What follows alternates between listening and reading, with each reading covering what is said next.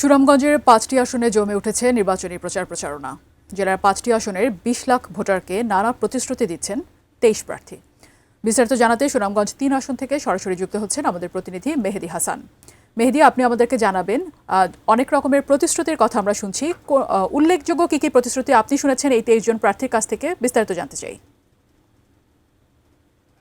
যেহেতু সুনামগঞ্জ হাওর বেষ্টিত এলাকা এবং এই সুনামগঞ্জের যে ৫টি আসন পুরো সবগুলো আসনেই কিন্তু হাওর রয়েছে এবং এইখানের যে মানুষজন আছে, মানুষজন কিন্তু কৃষির উপর নির্ভর। এই যার কারণে যে সুনামগঞ্জের যে প্রার্থীরা আছেন তারা কিন্তু মূলত হাওর কেন্দ্রিক যে ভোটারদের প্রতিশ্রুতি দিচ্ছেন এবং বিশেষ করে তারা এই ভাসান পানির ন্যায্য অধিকার নিয়ে কথা বলছেন।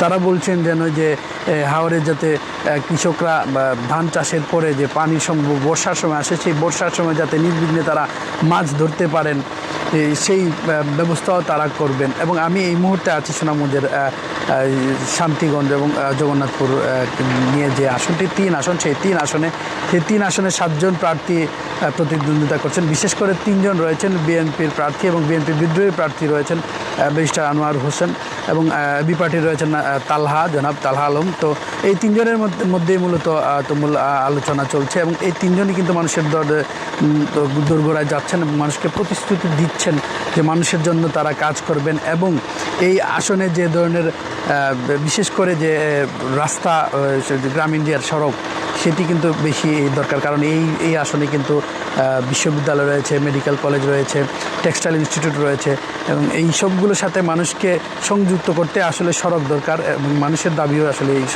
গ্রামীণ সড়কগুলো পাকাকরণ। তো তারা বলছেন যে এই সড়কগুলো তারা গুরুত্বের সহকারে কাজ করবেন।